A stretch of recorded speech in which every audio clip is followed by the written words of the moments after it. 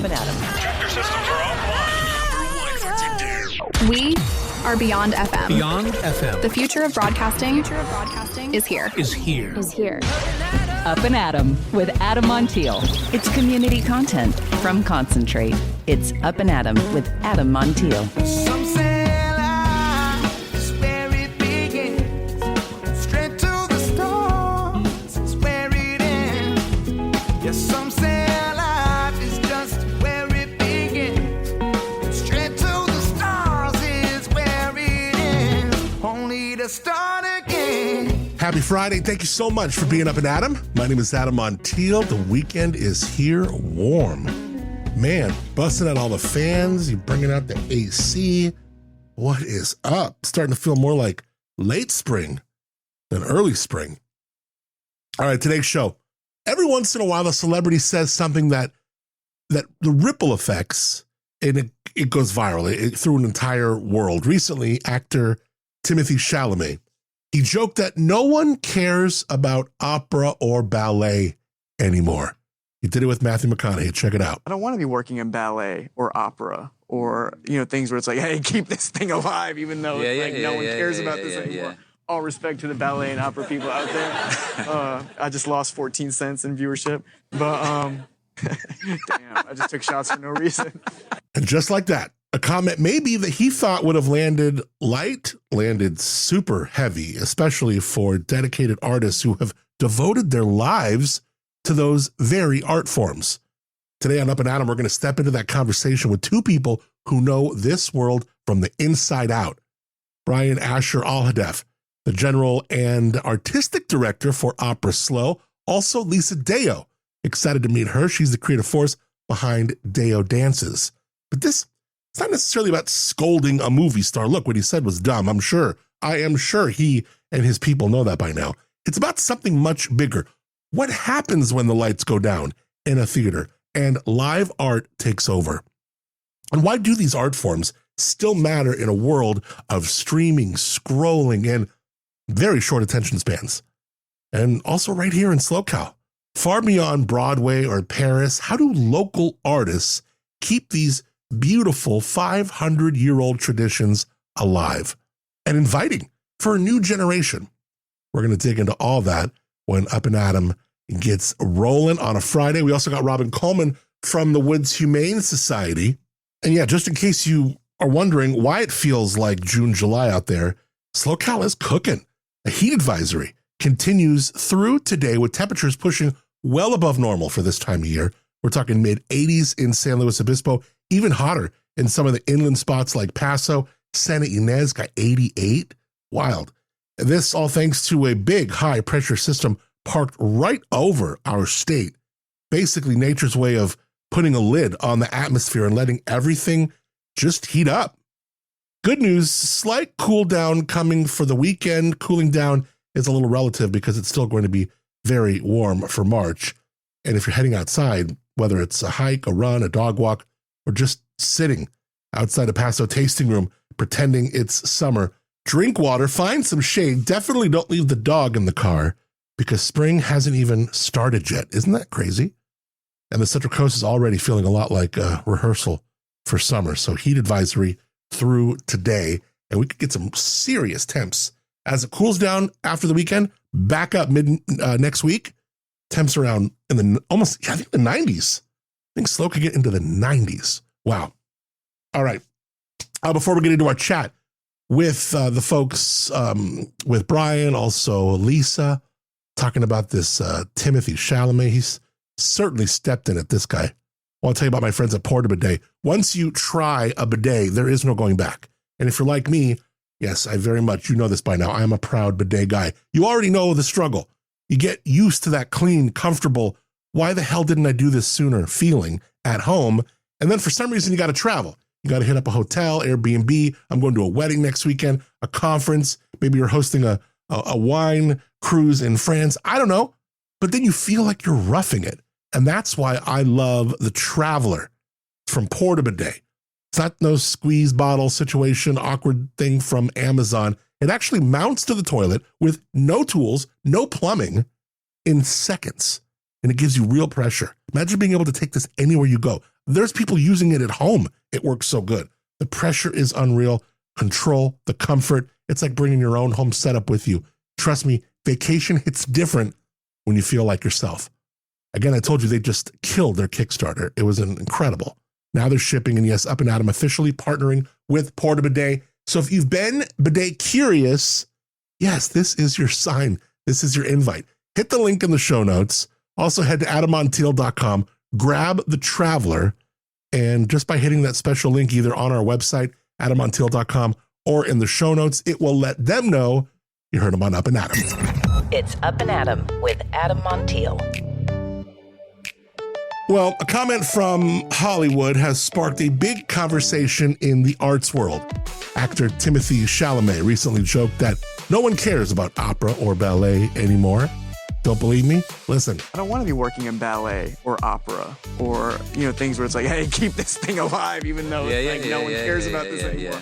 All respect to the ballet and opera people out there. I just lost 14 cents in viewership, but damn, I just took shots for no reason. And let's just say that landed a little heavy, especially for the people who have devoted their lives to keeping those art forms alive. Not easy. So today we're bringing in two people who know this world beautifully right here in SoCal.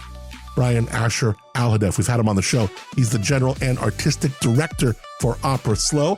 He brought in Lisa Deyo, excited to meet her, the artistic director for Deyo Dances. We're going to talk about what it's like to hear a comment like that when you've devoted your life to the arts, why opera and ballet do still matter, and how local artists are making these art forms even more inviting, more human, and more alive than ever. Brian, Lisa, thank you so much, both of you, for being Up+Adam. Thanks for having us. Yeah, thank you. Excited to see you again, Brian. Yeah, it's great to be back. Tell me who you brought with you. Well, we have here the famous Lisa Deyo of Deyo Dances in San Luis Obispo. It's nice to meet you, Lisa. Nice to meet you too. Tell me what kind of dance you do at Deyo, and I'm excited to learn about you. Our work is a mix of ballet, modern jazz, and musical theater to tell human stories. Now, the reason we have you in here, it's very timely. Every once in a while, a celebrity kind of says something that lands in, kind of lands like a pebble in a pond. And suddenly the ripples reach out who've kind of devoted literally their entire lives to something. Recently, actor Timothée Chalamet, he said kind of lightly something that really hit heavy with a lot of talented people and a lot of all over the world, and joked that nobody really cares about opera or ballet anymore. He was, I think, talking on a podcast or a show. Listen. I don't want to be working in ballet or opera or, things where it's like, hey, keep this thing alive, even though no one cares about this anymore. All respect to the ballet and opera people out there. I just lost 14 cents in viewership, but damn, I just took shots for no reason. Yeah, it was with McConaughey. Yeah. Right, Matthew McConaughey. Right, yeah. So when you first heard that, not as artists, but just as humans who've devoted your lives to these, these art forms, what was the first feeling that crossed your mind, Lisa? This is so familiar. Is that what it was, really? Actually, yeah. Yeah. It was, because our challenge has always been to get people in the seats, to get people to actually care. Yeah. It's not a huge revenue maker. And I think in our culture, that's devalued if it's something that doesn't bring in the cash. And Brian, you and I have talked about, and I've had these conversations with Andrew Sewell about the symphony, and you about, Opera SLO.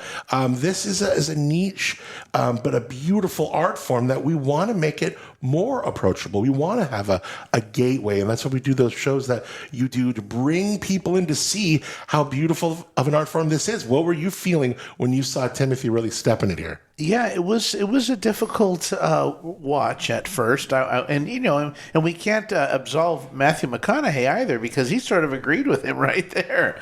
So and I love Matthew McConaughey. We all kind of do, right? Timothée Chalamet, I really don't know who he is, but I was a bit shocked, because what we do as artists is really a spiritual commitment. It's to our craft and to giving back to the community. And like Lisa said, so much of this is about convincing a modern world to experience our ancient art form. But That being said, people love to watch live people interact. People love to watch live theater. And the more that we give people the opportunity to experience that, the more we realize it's within their wiring as human beings to enjoy that. It's kind of like vanilla ice cream. If no one's ever had vanilla ice cream, it's hard to describe what that experience is like.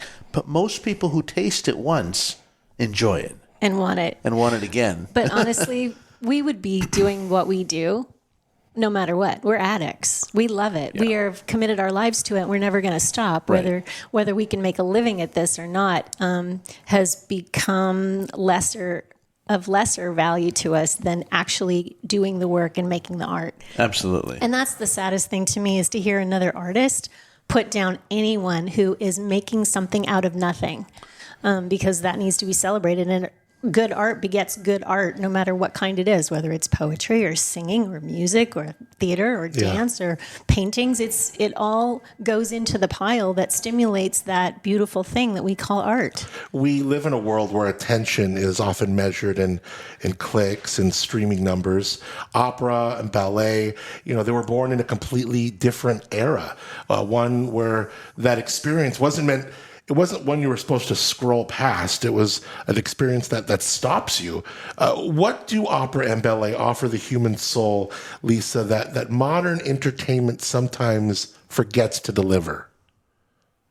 I think it leaves room for you to project however you are feeling or whatever you're going through on a more receptive canvas. So often we hear a song and all the words tell us exactly what to think of that song, or we see a movie and the story's laid out for us. It's spoon-fed to us. When we hear a piece of classical music that has no words in it, or we hear an opera that we don't necessarily know the language, we let it wash over us, and we're seeing the spectacle and the beauty on the stage.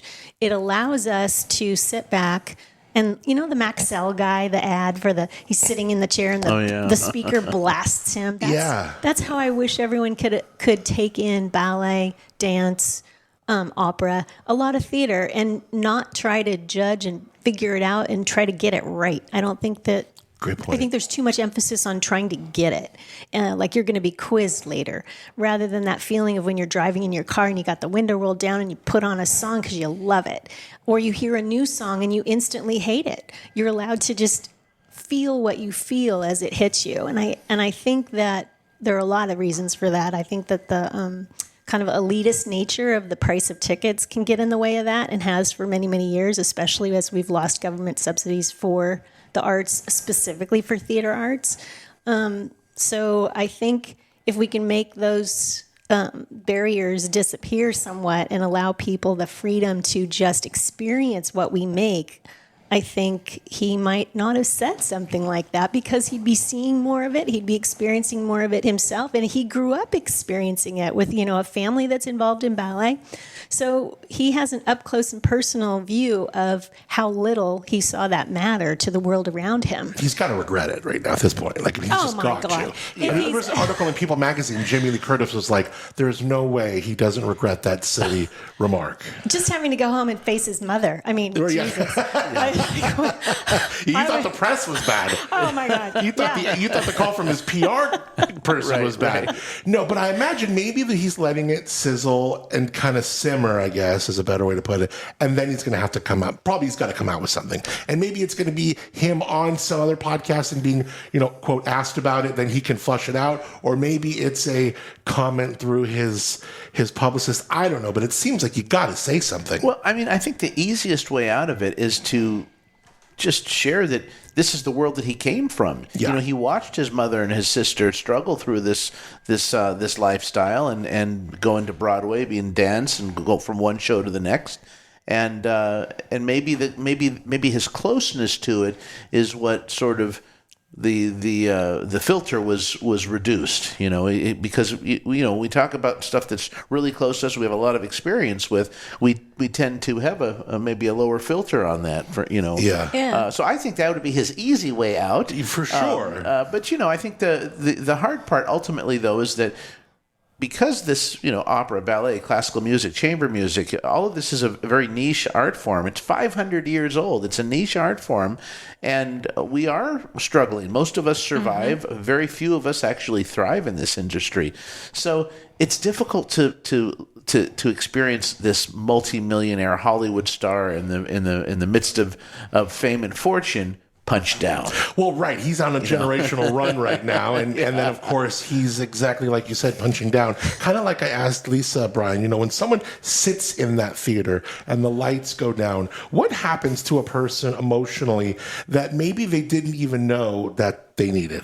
Well, from my perspective, producing these very large, grand spectacles, it's about a sensory overload. It's about, a flood of many art forms at a very high level of production thrown upon the canvas of people so that they have a live experience, but they also have time to digest what happened as well.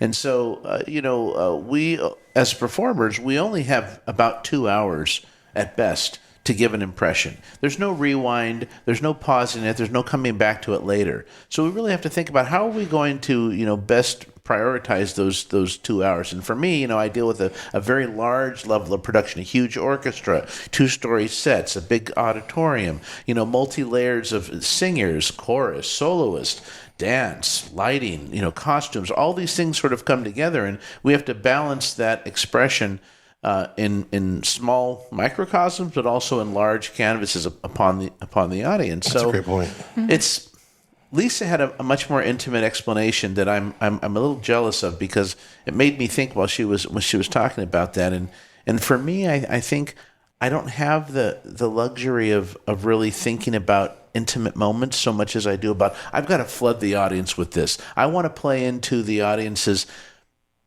paternal expectation of what live theater is, right? And in my head, it's what do I think the audience expects to experience after paying $93 for a ticket?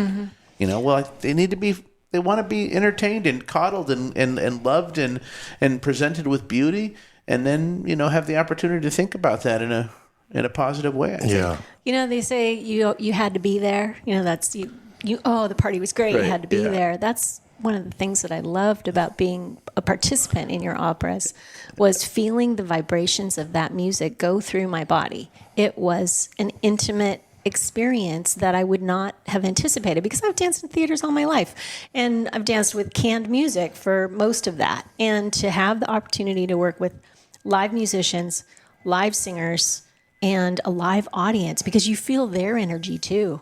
And it's a visceral thing. Yeah. And, movies don't have that. And even the movie makers are insistent on people going to the theater to get a more immersive experience. Yeah. They all want it's funny, that. too, that, you look at movies. Movies aren't having an easy go either. After COVID, theater goers have seen a tremendous dip. The moviegoers and, with streaming services, movies are having a hard time right now as well. I'm curious, maybe, Lisa, for a lot of people, opera, ballet, they still carry this reputation, formal, maybe even intimidating if you don't, quote, get it, and maybe even a little exclusive for some. What is the biggest misconception people have about walking into an opera or ballet performance for the very first time? Every human dances and sings. And until they're about 3 or 4, it is uninhibited and joyful. And there's not a person alive who doesn't feel that joy watching a child sing and dance. And the people that take that into their hearts and make it their passion for their life are only carrying that on and projecting it more loudly and more generously. And I think if people can go into an opera, into a ballet performance, into any kind of dance performance with the memories of what it felt like to receive that kind of pleasure as a child, and not be afraid of feeling that. And it is an intimate experience, and to allow yourself to just be open to it and let it wash over you. I think I've talked to so many people about dance and about opera that they just don't understand. And there's no need to understand. Do you understand how a kitten feels when you pet it and it purrs? Do you understand when you hug your mother? Do you understand the wind blowing in the trees?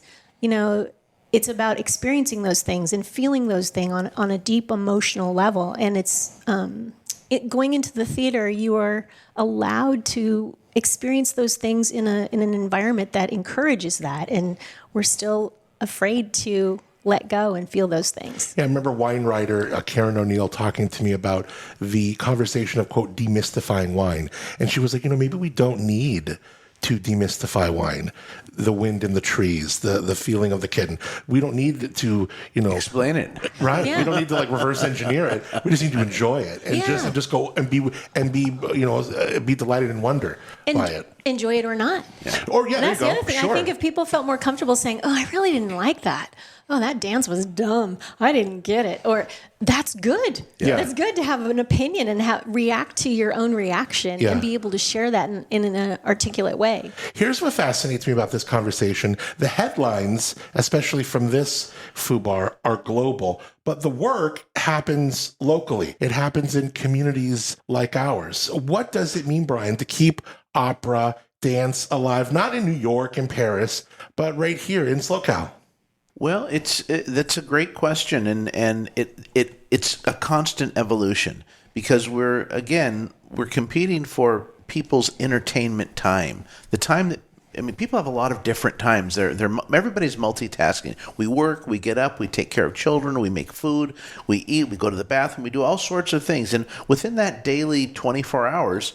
There's just a small little patch that's really there for self-care and powering down. And right now, we're all victim of the what do you call it? The doom scroll. Yeah. The doom scroll is so satisfying. How do we remove ourselves from the doom scroll to getting into a car, driving to a theater, parking that car, going to stand in line to pick up your tickets, only to then go and sit down. It's from one line to the next till you finally sit there. And so, it's constantly a challenge. So at Opera SLO, what we're trying to do is, and also my company particularly is probably the same with Lisa. We don't have the luxury of an endless budget that we can produce what we think the city needs to experience. From my perspective, I'm constantly thinking, what do I know folks are going to want to see? What's my best guess at what people will see in a headline and be affected by immediately? And so really a lot of that has to do with the top 10 famous titles, La Boheme, The Nutcracker, Mikado, Gilbert and Sullivan, Rachmaninoff, names that immediately spark some recognition. So that's part of it. And that activity that I just described is not an artistic function. So it's a very cerebral administrative function to invite people to explore the art. I'd love to be able to say, and which you so eloquently, brilliantly said, I'm going to have to replay that over and over again, just it really sinks in my head about, do we have to explain the wind? Do we have to explain touching a kitten? Do we have to explain these things? I think what we have to figure out how to do is explain how fantastic it is. We have to explain how explanation is not necessary. I think that it still goes back to the fear of not getting it. That's why the popular titles are easy medicine for people to take. Because they go in thinking, I already know what this is. I can feel like I know what I'm looking at and what I'm hearing, and I understand it, and I can talk about it. And I think if we can find a way to alleviate that fear, then we will be able to. Because you're making beautiful things. You're making these beautiful experiences for people, and it's too bad that they're afraid. For someone listening right now, sometimes all it takes is that invitation. So for someone, Lisa, listening, who has never set foot inside an opera or a ballet, what would you say to them right now? I would say do something out of your comfort zone. I think that was one of my favorite lessons from COVID, being all locked in, is it pushed me to start to look at things that I didn't understand or didn't know or was afraid of and try and explore those. And it really did change my life from that point to now. That, I just took an improv class for the heck of it. Did you? Good for you. I'm 60 years old, and I just walked in there and said, sure, why not? Awesome. And it was a blast. It was terrifying. It was so scary. I don't normally do that kind of thing. Yeah. It's completely out of my wheelhouse. Good for you. But I just had a listener kind of show me that they did stand-up comedy. A guy who listens to the show, Alex Farrington, he's a fantastic supporter of, he's listened to me for a long time. And I see him on Facebook, and he tried stand-up comedy. And I was just like, I totally admire you for that. Like, what a brave thing to do. And his first one, it was okay. It wasn't anything great, but I don't think he would have told you it was either. But the dude got up in front of people in Santa Maria on an open mic and just did it. Like, I just have chills to think how brave that is. But see, you know what? I think once you get into that mindset, it's the fear of not putting yourself into those positions that is even scarier than doing those scary things. Yeah, good point. That's why I started dancing wherever I am. I've started making videos about 15, 16 years ago. Whenever I feel inspired to dance, I just start dancing and I hand a total stranger my phone and I say, hey, can you capture this? And you do not. I love do. This. Go to my, you can check it out. It's on Facebook. Yeah, that is so cool. Because I realized my husband was in a precarious health situation and I realized, what am I waiting for? Yeah. I am so much more afraid of not seizing and embracing that moment that is compelling me to dance right now, because dance is how I express myself in the world. It's how I understand the world. It's how things make sense to me. And so why would I not use this gift that I have of interpreting the situation any opportunity I have? There's no rules against that. I'm not impeding anyone's ability to shop at the grocery store. No. I'm just dancing in the aisle. Yeah. It really, I realized that I had switched from being more afraid of not doing it than afraid of doing it. Well, if I ever see you like dancing near the Oral Wheat in Vaughn's or something like that, I'll make sure to record you. That's so awesome. I loved meeting you in this. Meeting you. Yeah, I mean, you mentioned a couple times ago, Brian, of just the things that Lisa would say, like an incredibly well thought, insightful, articulate woman. It was really interesting to meet you. I really enjoyed it. We'll have to do this again sometime. Tell me about what you have up. I know July is a long way away, but it is your next performance with Deyo. Yeah, and it's heavy on my mind right now because we just started rehearsals, and I'm always thrilled. I have a little pickup company. It's called Deyo Dances, and we perform annually at the Spanos Theater at Cal Poly. This year we'll be there July 18th and 19th. And a few years ago, I have developed the luxury of not charging anything for my tickets. What? Wow. So, oh my goodness. Yeah. So, this is part of the reason I'm able to do this is because my productions are, teeny tiny in comparison to the grandeur of the opera company that Brian runs. But after my parents died, I took the money that I inherited from them. And every year I'm required to withdraw a certain amount because it's an inheritance. I didn't know any of this. It's not a ton of money, but it's just enough that and that's the budget that I work in. That, and then I have a couple people that have donated very generously. And I'm able to bring in dancers this year I'm bringing dancers from New York, from LA, from San Diego, plus local dancers. It's a fully professional production. Wow. And I've reached out to different organizations in the community. A friend of mine was affiliated with, I'm blanking on the organization, but we were able to reach out to organizations of people that wouldn't necessarily think of going to see a dance show. Right. And I pride myself on making work that is accessible and with the variety of the music and the mix of ballet, jazz, modern, musical theater, and regular gestures. So that hopefully something will reach everyone in the audience and just get people in the seats to experience, see if they like it. What little girl doesn't go to ballet class? Yeah. So there's got to be something in there that's just waiting for the right opportunity to feel comfortable in that venue again. Well, when it gets closer, I can't believe you do that for free. That's so cool. What a great thing for the community. This will be our 4th year to do it for free. When it gets closer and you want to come in and talk about it, we'll do that. Oh, thank you. That'd be great. Yeah, I would love that. Yeah, I don't know if it's a month out, weeks out, 2 months out, whatever you want. Okay. We'll exchange numbers. And I would love that. We'll make it happen. Thank you. Brian, thank you for bringing this incredible woman with you. Thank you. And anything else you got coming up? What should we talk to you about? I always love promoting your stuff. Our stuff is sort of in the not so distant but far future. We have we're really excited to bring the Opera SLO Grand Orchestra to the Clark Center. Cool. In an America Turns 250 Patriotic Pops and Veterans Tribute, and we're hoping to maybe establish a resident orchestra at that theater. That'll be June 29th, Sunday at 4 o'clock. And then our big show is The Mikado on October 17th and 18th of this year in a big grand production, and maybe even we'll be able to collaborate once again with Deyo Dances. I would love that, Brian. How cool. I love it. Well, we'll make sure that we have you, in again, to talk about that, coming up early June for the big 250th and then again in the fall. Well, this has been good. I think we set Timothée Chalamet straight. I know he's listening. Timothy, do like what Brian says. You have an easy way out here. just make this better. Come on, let's go. Fingers crossed. Right, yeah. And if you'd like to donate to Deyo Dances, I'm right there for it. There we go. And that's what you should do. Yes, very Two good. very important nonprofits serving the San Luis Obispo County. Absolutely. Cut a check and all will be forgiven. Yes. Thanks, folks, for coming in. Appreciate you both for being Up and Adam. Thanks, Adam. Thanks for having us. Some say life's where it begins. Straight to the stars is where it ends. Only to start again. All right, Brian, Opera Slow, Lisa, Deyo Dances. Thank you both so much for coming in. Loved meeting Lisa. Loved having Brian back.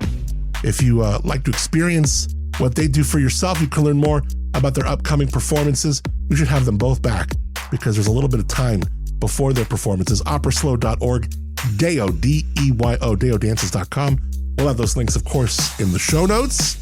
And click and learn more about these folks. Brian, Lisa, thank you again for keeping those beautiful art forms alive right here on the Central Coast. All right, well, it is Friday. Every Friday we talk to Robin Coleman. She is our favorite part about finding forever homes for dogs, even cats. The work she does is immeasurable. Robin, thank you so much for being Up and Adam. Good morning, Adam. How are ya? Wonderful. Glad the weekend is here. It's been beautiful. Do you like this warm weather? You know, I do. I'm a warm weather girl. I mean, I am a bit shocked that it's so warm coming up. But hey, I'd take sunshine over rain. Let's talk about our pet of the week today. We got a really cute one. All right. I'm going to tell you about a sweet girl that's hanging up in North County, and we're hoping this is her lucky weekend, getting ready for St. Patrick's Day here. We celebrate pets at every holiday and every other day, but we are starting an adoption promotion for all of our adoptable animals. But our North County team picked Penny Can, a sweet senior cat that's North County for over a month. She is 12 years old, so she is a senior, but again, cats have a long life, and we're hoping she has many years ahead of her. Being an older cat, being in a shelter that's a fast-paced, loud, cats around, she's not super comfy. And so we would love for her to get that nice, warm, quiet home where she can snooze the days away. And then I think once she kind of decompresses a bit, she's going to come out, show that fun personality. Her previous note said she actually likes to and still hair ties from time to time. So keep that in mind. She's a beautiful, what we call a Manx kitty. And so she's got beautiful marking, beautiful coat. She's up in a Atascadero. And we are doing that St. Patrick's Day adoption promo where kittens, puppies, dogs, and cats are just a $70 adoption. She has already been spayed, microchipped, vaccinated. We give you a starter bag of food. You truly just have to provide the love and the home that they need for the rest of their time. And we're hoping that this is her lucky weekend. Now, when you said steal something in hair times, like you had like a little, like it dropped out for a second. What did you say she steals? Oh, her notes say that she likes to play fetch and steal hair ties with little rubber bands. Play fetch. Which I've known dogs to do that, right. But I haven't heard of a lot of cats that want to play fetch and steal hair ties. So she's got a fun personality once she's in a comfortable environment. You know me, Adam, I hate to see those seniors at the shelter. And so we would love to get this gorgeous girl adopted where she can be loved and spoiled and take long naps every day. Yeah, no, we had an update on Albert, and one of the biggest updates is we renamed him to Buster, but he's still that big old smile. He still needs a home. No, that's his adoption update, that he has been adopted. This is a good, yes, he got adopted last weekend. You know, he was our pet of the week a couple weeks ago. Yeah. And he was the dog that had been in Delano for over 2 years. And has never lived. Just about 3 years old. Never lived anywhere but a shelter, pretty much. That's pretty much what we can track, is that he has spent most of his time in a shelter. And I just wanted to read to you, his newly adopted family says he loves spending time in the backyard. He seems really comfortable outside, still getting used to the house, spending lots of time wandering and sniffing around, which dogs love to do. And really, he hasn't had any accidents inside. He's going out on walks. He's meeting neighborhood friends and other dogs. And what they also said is overall, for a dog that has never lived anywhere besides a shelter, he is doing really well. And they're thinking about adopting another dog soon, so he has a playmate. So I just wanted to share that happy ending story. This is what we wish for every shelter animal, especially one that has lived most of their days in a kennel, in a shelter. We are thrilled for our boy, now called Buster. That is so heartwarming. I love pup dates like that. So good. What else is going on with Woods right now? Well, I just want to share, I added some extra pictures in your weekly email this week, Adam, because we did feature a cat for Pet of the Week, and you can go check her out at our Tascadero location. But look at some of the cute new faces at Woods that you can adopt for just $70 right now. So from Friday till the 17th, you can adopt one of these. We've got a bloodhound, we've got a pug, we've got a bulldog mix. We've got the girl that I fostered the last few weeks, that cute little white scruffy dog named Casey, which somebody that you may live with has messaged me multiple times about, saying how cute she is. And we may have had a conversation about, could you have three Oh my scruffy gosh. dogs?